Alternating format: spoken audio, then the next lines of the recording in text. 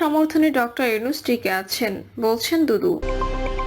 3 ছাগল চোরকে গণধোলাই দিয়ে পুলিশের সোপর্দ। জানাবো রাজনৈতিক দলগুলোর মধ্যে মতপার্থক্য, 3 ইস্যু ঘিরেই সংকট। এবং সর্বশেষ জানাবো রোহিঙ্গাদের আলাদা রাজ্যের প্রস্তাব প্রত্যাখ্যান মিয়ানমারের।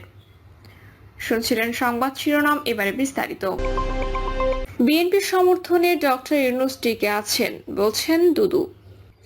বিএনপি সমর্থনের কারণে ডক্টর মোহাম্মদ ইউনূস টিকে আছেন বলে মন্তব্য করেছেন দলটির ভাইস চেয়ারম্যান শামসুজ্জামান দুদু। তিনি বলেন, বাংলাদেশে গণতন্ত্র পুনঃপ্রতিষ্ঠার জন্য আমরা যাকে সমর্থন দিচ্ছি তিনি হচ্ছেন মোহাম্মদ ইউনূস। তিনি শক্তভাবে দাঁড়িয়ে আছেন।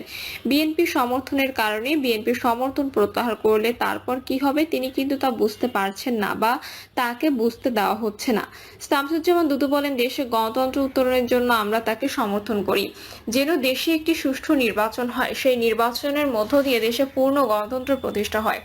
কিন্তু এখন নির্বাচনের কথা বললে মনে হচ্ছে বড় অপরাধ। দলের নেতাকর্মীদের উদ্দেশ্যে তিনি বলেন, গত 15 থেকে 16 বছর ধরে লড়াই করেছি, লড়াইটা এখনো আছে, এখনো রাজপথে আছি। সেই লড়াইটা শেষ হবে একটি সুষ্ঠু, সুন্দর, নিরপেক্ষ ও গ্রহণযোগ্য নির্বাচনের মধ্য দিয়ে। নির্বাচন যে পর্যন্ত না হয় সে পর্যন্ত আমাদের লড়াইটা চালু আছে, এটা সবাইকে মাথায় রাখতে হবে। বিএনপির ভাইস চেয়ারম্যান বলেন, কেউ কেউ বলেন কোনো দলকে ক্ষমতায় আনার জন্য গণঅভ্যুত্থান হয়নি। তাদের বলি, কোনো দল বাংলাদেশের ক্ষমতায় না এলে কে আসবে? সামরিক। তারা যদি ভালোভাবে পর্যবেক্ষণ করে তাহলে দেখবে নির্বাচন ছাড়া গণতন্ত্রের উত্তরণ আর দ্বিতীয় কোনো পথ নেই। দুদু বলেন, বাংলাদেশকে বহিঃশত্রু থেকে বাঁচাতে দেশের ভেতরে যেসব শত্রু আছে তাদের মোকাবিলায় দেশকে বিকশিত ও সত্যিকারের বাংলাদেশে রূপান্তরিত করতে হলে একটি রাজনৈতিক সরকার দরকার। সেই রাজনৈতিক সরকার আসবে নির্বাচনের মধ্য দিয়ে। তিনি আরো বলেন, আমি বলছি না বিএনপি ক্ষমতায় আসবে, যে দলই ক্ষমতায় আসুক নির্বাচনের মধ্য দিয়ে হতে হবে এবং বাংলাদেশকে এগিয়ে নেওয়ার জন্য তারা কাজ করবে। কারণ নাম উল্লেখ করে বিএনপির এই ভাইস চেয়ারম্যান বলেন, একদল আছে যারা বাংলাদেশের স্বাধীনতাকে মানতে চায়নি, মুক্তিযুদ্ধে বিরোধিতা করেছে। তারা যেন বাংলাদেশের এখন সবকিছু।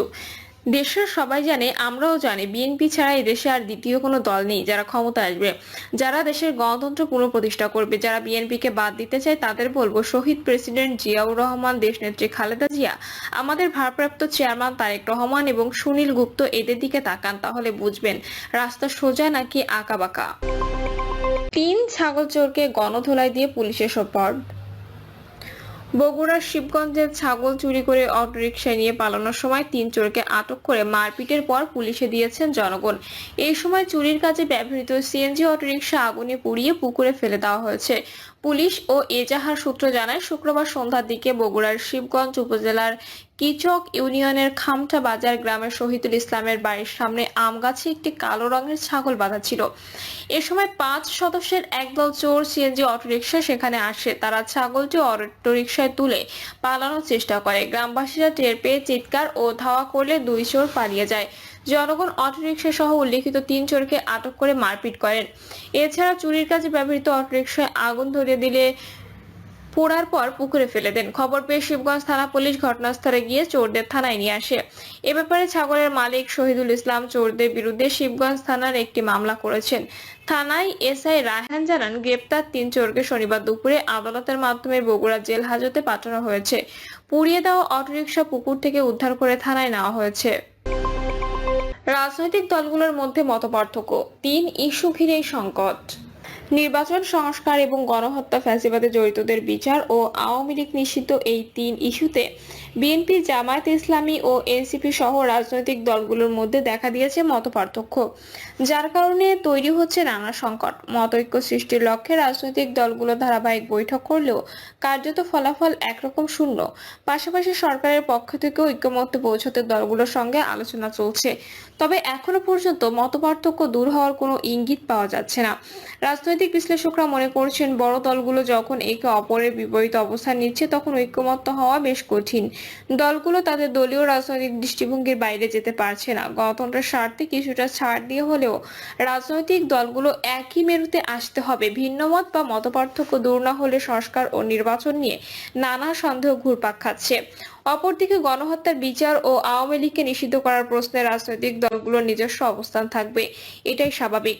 তবে এক্ষেত্রে সরকারের গুরুত্বপূর্ণ দায়িত্ব রয়েছে। আন্তর্জাতিক অপরাধ ট্রাইব্যুনালকে আরো সক্রিয় করতে হবে, কেননা বিচার প্রক্রিয়ায় দৃশ্যমান গতি দেখতে চায় দেশের মানুষ। তারা আরো বলেন, প্রত্যেক দলের একটা নিজস্ব মতামত রয়েছে, তাই ভিন্ন মত থাকাটাই স্বাভাবিক। আবার একথাও সত্য যে আওয়ামী লীগ টানা 15.5 বছরে যেভাবে দুঃশাসন চালিয়েছে, মানুষের ভোটের অধিকার কেড়ে নিয়েছে এবং সর্বোপরি 24-এর গণঅভ্যুত্থানে যেভাবে সাধারণ মানুষকে হত্যা করেছে, তাতে দল হিসাবে আওয়ামী লীগ রাজনীতি করার নৈতিক অধিকার হারিয়ে ফেলেছে।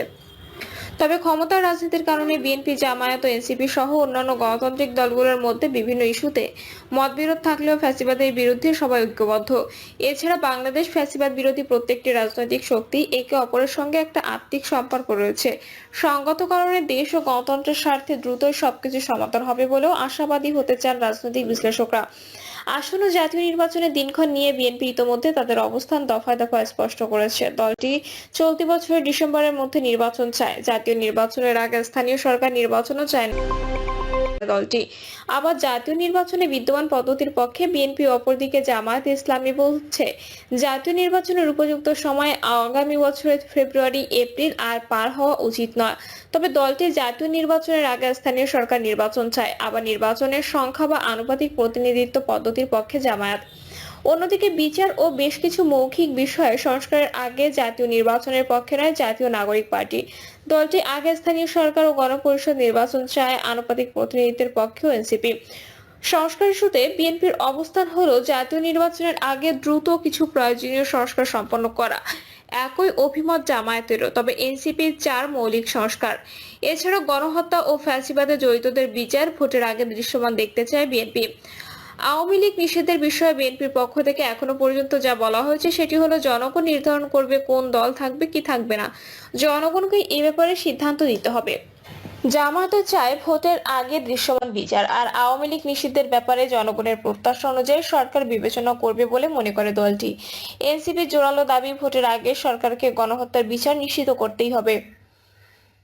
এছাড়া আওয়ামী লীগ নিষিদ্ধের বিষয়ে দলটি শুক্রবার এক সমাবেশ থেকে তাদের অবস্থান অনেকটা স্পষ্ট করেছে।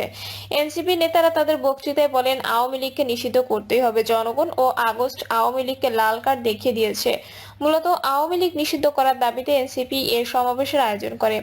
সৃষ্ট সংকটের এই 3টি ইস্যু নিয়ে জানতে চাইলে বিএনপির মহাসচিব মির্জা ফখরুল ইসলাম আলমগীর বলেন, বিএনপির অবস্থান খুব পরিষ্কার। আমরা জাতীয় সংসদ নির্বাচন খুব দ্রুত চাই, সংস্কারও চাই। খুব স্পষ্ট করে বলেছি যে সংস্কারগুলোর বিষয়ে সব দল ঐক্যমত্য হবে। আমরা সেগুলো চার্টারে স্বাক্ষর করতে রাজি আছি, যার উপর ভিত্তি করে নির্বাচনের দিকে চলে যেতে পারি। বাকি সংস্কারগুলো নিয়ে নির্বাচিত সরকার সংসদে কথা বলবে। গণহত্যার বিচার ও আওয়ামী লীগকে নিষিদ্ধের বিষয়ে তিনি বলেন, বিএনপি গত 15 বছরে শেখ হাসিনার শাসনামলে সংঘটিত মানবাধিকার লঙ্ঘনের অভিযোগে আন্তর্জাতিক অপরাধ ট্রাইব্যুনালে মামলা দায়ের করেছে। যারা দেশের মানুষকে হত্যা করেছে তাদের বিচার অবশ্যই হতে হবে। তবে আমরা এই কথা বলে আসছি যে কোনো পার্টি নিষিদ্ধ হবে, কোন পার্টি কাজ করবে, কোন পার্টি কাজ করবে না, সেসব বিষয়ে জনগণ সিদ্ধান্ত নেবে। জনগণের কাছ থেকে সিদ্ধান্ত আসতে হবে। জামায়াতের আমির ডক্টর শফিকুর রহমান দলের জেলা আমির সম্মেলনের এই বিষয়ে বলেন, জাতীয় নির্বাচনের জন্য আমরা 2টি সময়কে উপযুক্ত মনে করি। একটি ফেব্রুয়ারিতে রোজার আগে। তবে যদি এই সময়ের মধ্যে সংস্কারগুলো এবং বিচারের দৃশ্যমান প্রক্রিয়া জনমনে আস্থা সৃষ্টির পর্যায়ে না আসে, তাহলে সর্বোচ্চ এপ্রিল পার হওয়া উচিত হবে না। সংস্কার কার্যক্রম যেটা হাতে নেওয়া হয়েছে তা যদি আক্ষরিকভাবে গতিশীল করা হয় এবং অংশীজনরা সেরকম সহযোগিতা করেন, তাহলে সরকারের ঘোষিত সময়ের মধ্যে সংস্কার করে নির্বাচন করা সম্ভব বলে মনে করেন জামায়াতের আমির। আওয়ামী লীগ নিষিদ্ধের ব্যাপারে জামায়াতের সেক্রেটারি জেনারেল অধ্যাপক মিয়া গোলাম পরোয়ার সম্প্রতি দেওয়া এক সাক্ষাৎকারে বলেন, এটা আমরা আগেই বলেছি, নিষিদ্ধ করার কাজ তো সরকারের। জনগণের প্রত্যাশা যেটা, সেটা সরকারকে বিবেচনায় নিতে হবে। দল নিষিদ্ধের কাজ তো সরকার করে, কোনো পার্টি তো নিষিদ্ধ করে না। রাজধানীতে এক সমাবেশে এনসিপির আহ্বায়ক নাহিদ ইসলাম বলেন, অবিলম্বে আওয়ামী লীগের নিবন্ধন বাতিল করতে হবে। নৌকা মার্কাকে বাংলাদেশ থেকে নিশ্চিহ্ন করে দিতে হবে। বিচার চলা পর্যন্ত আওয়ামী লীগের সাংগঠনিক এবং রাজনৈতিক কর্মকাণ্ড আইন করে নিষিদ্ধ ঘোষণা করতে হবে। অবিলম্বে জুলাই ঘোষণাপত্র প্রকাশের দাবি জানিয়ে তিনি বলেন, রাষ্ট্র কাঠামো ও শাসন ব্যবস্থার আমূল পরিবর্তন করে রাজনৈতিক ঐক্যমত্যের ভিত্তিতে মৌলিক সংস্কারের উদ্দেশ্যে জুলাই সনদ কার্যকর করতে হবে। একই সঙ্গে জুলাই সনদে সুস্পষ্টভাবে আওয়ামী লীগকে নিষিদ্ধ করার কথাটি থাকতে হবে। আইনসভা এবং গণপরিষদ নির্বাচন একসঙ্গে করার দাবিও তোলেন এনসিপির আহ্বায়ক। মূলত সংবিধান সংস্কারের স্পর্শকাতর বিষয়গুলো নিয়ে রাজনৈতিক দলগুলোর মধ্যে আপত্তি, ভিন্নমত ও মতপার্থক্য দেখা দিয়েছে। এখন আর আওয়ামী লীগকে নিষিদ্ধ করার প্রশ্নে জনগণের নতুন করে রায় বা মতামতের প্রয়োজন আছে বলে মনে করি না। আশা করি সরকারও ছাত্রলীগের মতো আওয়ামী লীগকে নিষিদ্ধ করবে। প্রিয় দর্শক, এই ছিল এখনকার সর্বশেষ সংবাদ। আপডেট সব সংবাদ পেতে চ্যানেলটি সাবস্ক্রাইব করে বেল আইকনটি ক্লিক করে রাখুন।